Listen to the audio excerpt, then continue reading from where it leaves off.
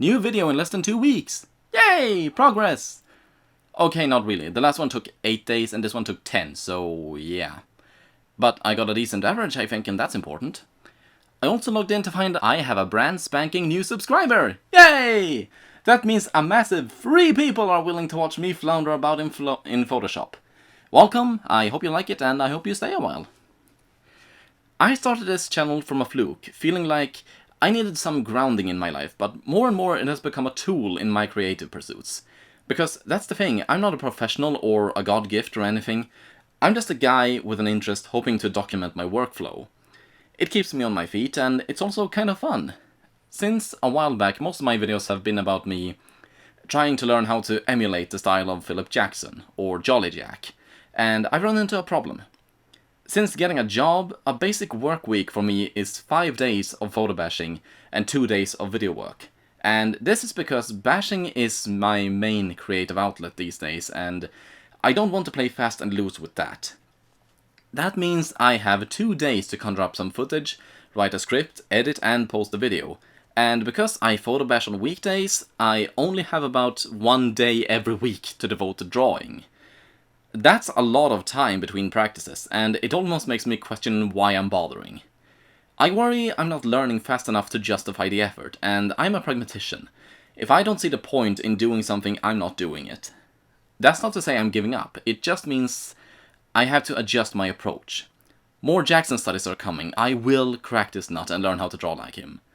Because that's what this channel is about. I'm not a professional, I'm just a creative guy wanting to improve himself. It's interesting, I want to study Jackson though, because as artists we couldn't be more different from one another. He's all about fantasy and fun, while I'm trying to be as real as possible. I like furs and would like to see them handled more seriously than they usually are. I'd say the differences between me and Jackson is he's trying to entertain and I'm being fartsy. I'm making half-animal characters because I like them, yes, but I want there to be a reason for it as well. I want there to be a point to making furs, because otherwise they may as well be human. Still, I admire Jackson because partly I think it's noble to entertain, but I also admire his ability to bring life to his characters in the expressions they show, the movements they make, and the drama going on around them. I find my bashes are usually pretty static and dull, and I would love it to... If I could mix in just half of Jackson's sense of life into my bashes, I would love that. Further on, I don't draw anywhere near as much as I used to. I mean, I sketch out my bashes, but I used to sketch several times a day, but even then I never doodled. It was always about learning something new or rehearsing something old. I never really had the testes to just doodle. I hope by studying Jackson I'll be able to absorb his sense of life, and also relax just a bit and not make every picture a life and death situation. On that note, this image started out that way. I had this, I thought at the time, brilliant idea of a slightly intimate, simple moment caught on camera between 2 people enjoying a film at night. Which immediately goes against what I just said about there needing to be a reason for furries, or they may as well be human. But I thought the anthropomorphic character may raise some questions and make the image more interesting than serving a specific purpose. Maybe the purpose could be to confuse and make the audience think. Or maybe I just wanted to make a pretty picture and I'm talking out of my ass. No matter. The idea was simple enough, but for some reason I took it very seriously and put a lot of effort into the man's face, especially. That said, it took so very long I eventually lost interest in it. Before I knew it, 3 weeks had passed. Normally it would take me 1 week to make something like this, if I worked every day, and at the end of it I was so sick of this thing I just wanted to be done and move on. That's a big problem of mine, to start really motivated and then just give up and half-ass it if it takes too long or is more difficult than I imagined. But there is valid reasoning for why I sped through this one near the end.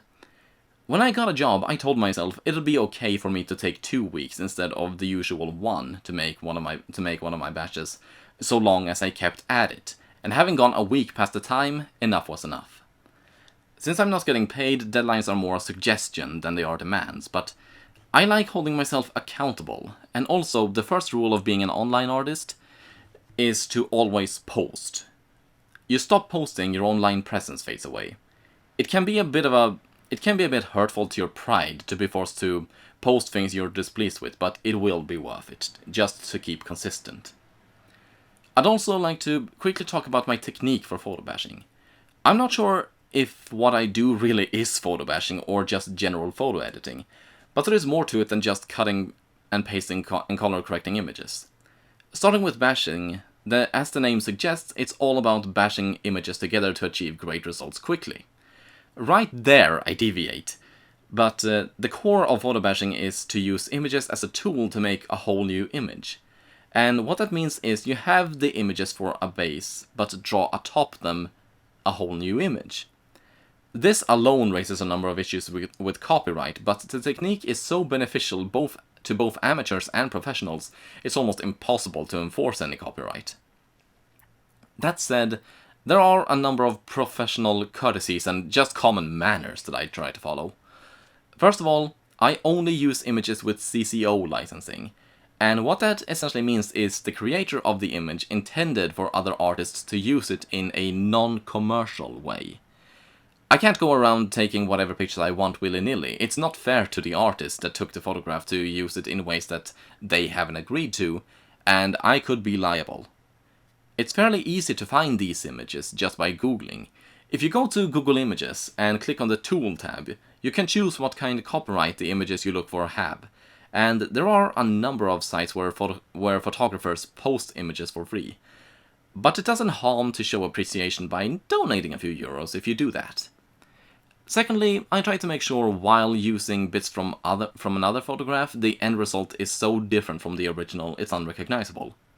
For example, I could have just cut out any guy's face from any other photograph, but the model may not appreciate being put next to a romanticized monstrosity with animal bits.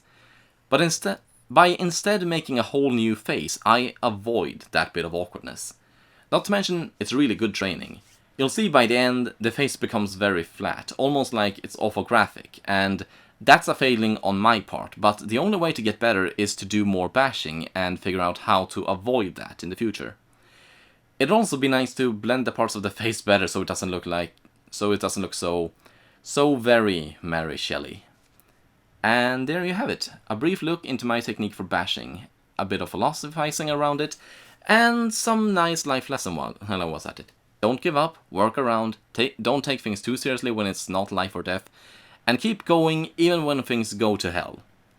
Thank you all so much for watching. I should have a new Jolly Jack study up in a short while. Check out my DA gallery for new bashes and stuff, and I hope you see me again next time. Bye!